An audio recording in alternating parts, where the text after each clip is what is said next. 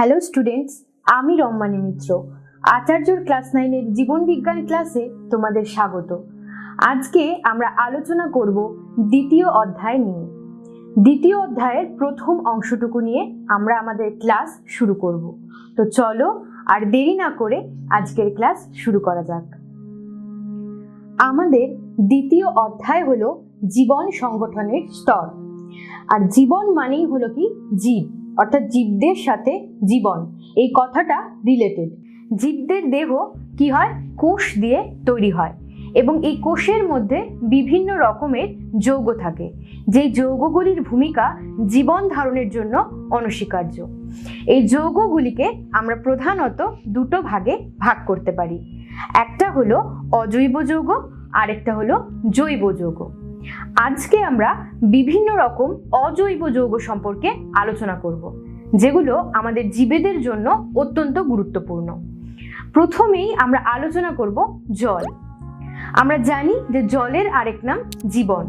জল ছাড়া আমরা কিছুতেই বেঁচে থাকতে পারবো না, অর্থাৎ কিছুক্ষণ জল ছাড়া থাকাই আমাদের জন্য অসম্ভব। এই জলকে আমরা কি দিয়ে ডিনোট করি? H2O। এক্ষেত্রে দুটো হাইড্রোজেন পরমাণু এবং একটা অক্সিজেন পরমাণু যুক্ত হয়ে এক অণু জল তৈরি করে। এই যে হাইড্রোজেন পরমাণু এবং অক্সিজেন পরমাণু, এরা হাইড্রোজেন বন্ধন দ্বারা পরস্পর যুক্ত থাকে। এই জলের আমাদের জীবনে ভূমিকা কিন্তু অনেক। এই জল কিন্তু প্রধান দ্রাবক। দ্রাবক আমরা কাকে বলবো? দ্রাবক হলো, ধরো আমরা 1 গ্লাস জল নিলাম, জলের মধ্যে কিছুটা চিনি গুলিয়ে নিলাম। তো চিনিটা যে নিলাম সেটার পরিমাণটা কি হয়? জলের থেকে কম হয় এবং চিনিটা কি হয়? জলের মধ্যে গুলে যায়। এই জলের মধ্যে চিনি যে গুলে যাচ্ছে, এই পুরো বিষয়টাকে আমরা কি বলবো? দ্রবণ বলবো, তাই তো? এবং এই যে জলের মধ্যে চিনি গুলছে, এখানে চিনির পরিমাণটা কম থাকে, চিনি হলো এখানে দ্রাবক। আর কার মধ্যে চিনি গুলে যাচ্ছে? জলের মধ্যে। তো জল হলো এখানে দ্রাবক।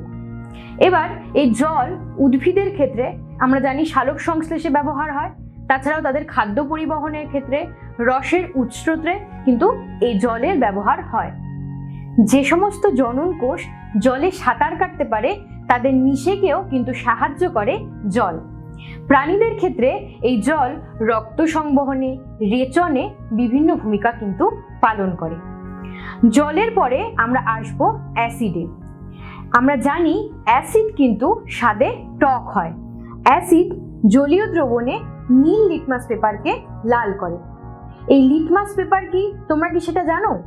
এই লিটমাস পেপার হলো এক ধরনের ফিল্টার পেপার, যেই ফিল্টার পেপারকে লিচেন নামক এক প্রকারের ডাই দিয়ে কালার করা হয় বা ডাই করা হয় এবং তারপরে সেই পেপারটার রং হয় হালকা বেগুনি বর্ণের।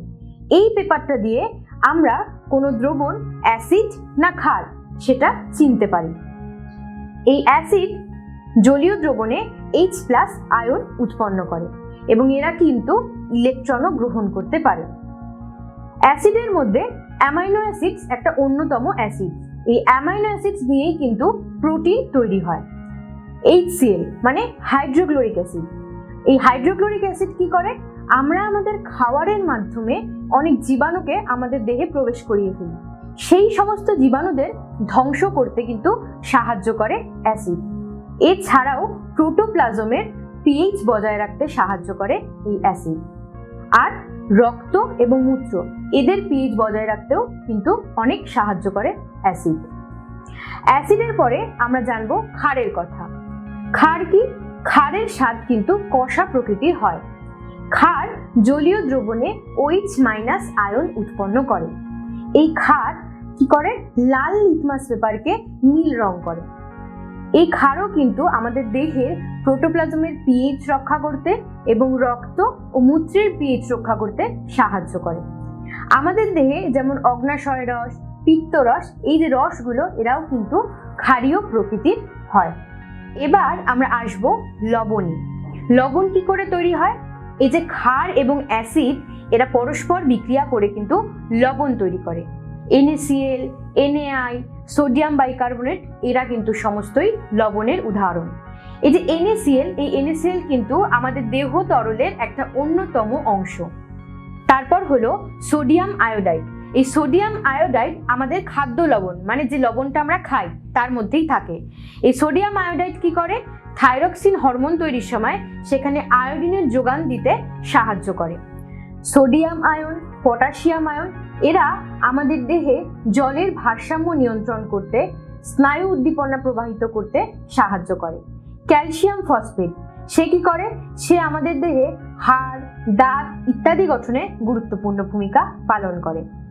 এবার আসে আমাদের সর্বশেষ অজৈব যৌগ, সেগুলি হলো অজৈব গ্যাস।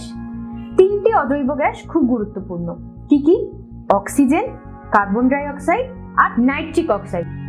আমরা জানি অক্সিজেনকে আমরা O2 লিখে ডিনোট করি। O2 কি? দুটি অক্সিজেন পরমাণু মিলে কি তৈরি হয়? O2 তৈরি হয়, মানে এক অণু O2 তৈরি হয়। কার্বন ডাই অক্সাইড কি? একটি কার্বন পরমাণু আর দুটা অক্সিজেন পরমাণু মিলে এক অণু CO2 মানে কার্বন ডাই অক্সাইড তৈরি হয়। আর নাইট্রিক অক্সাইড একটা নাইট্রোজেন পরমাণু আর একটা অক্সিজেন পরমাণু, এরা দুজনে মিলে নাইট্রিক অক্সাইড বা NO তৈরি করে। এই অক্সিজেন আমাদের শ্বাসবায়ু, অর্থাৎ আমরা কি করি? যে নিঃশ্বাস নেই সেখানেই কিন্তু আমাদের অক্সিজেনের প্রয়োজন হয়, এবং কিছু কিছু রোগ নিরাময়ের ক্ষেত্রে কিন্তু অক্সিজেনের ব্যবহার আছে। কার্বন ডাই অক্সাইড আমরা জানি যে উদ্ভিদের সালোক সংশ্লেষ পদ্ধতিতে অন্যতম উপাদান হলো কার্বন ডাই অক্সাইড। এছাড়াও কার্বন ডাই অক্সাইড রক্তের মধ্যে দ্রবীভূত থেকে রক্ত প্রবাহের নির্ধারণ করে, মানে রক্ত প্রবাহটা কিভাবে হবে সেটা কিছুটা নির্ধারণ করতে সাহায্য করে। এবার নাইট্রিক অক্সাইড, এই নাইট্রিক অক্সাইড রক্তবাহকে চওড়া করে এবং কি করে? রক্তবাহ চওড়া হওয়ার ফলে রক্তের প্রবাহতে সুবিধা হয়। তাছাড়াও স্নায়ু উদ্দীপনা প্রেরণ করতে সাহায্য করে এই নাইট্রিক অক্সাইড। তাহলে আজকের ক্লাস থেকে আমরা জানতে পারলাম বিভিন্ন অজৈব যৌগ সম্পর্কে। সেই অজৈব যৌগগুলি কি কি এবং তাদের ভূমিকা আমাদের জীবনে, জীব অর্থাৎ সমগ্র জীবদের জীবনে কি কি তাও কিন্তু জানতে পারলাম। আচার্যর পরবর্তী জীবন বিজ্ঞান ক্লাসে আমরা আলোচনা করব বিভিন্ন জৈব যৌগ সম্পর্কে। ততক্ষণ তোমরা আচার্যের সঙ্গে থাকো, পড়তে থাকো, জানতে থাকো।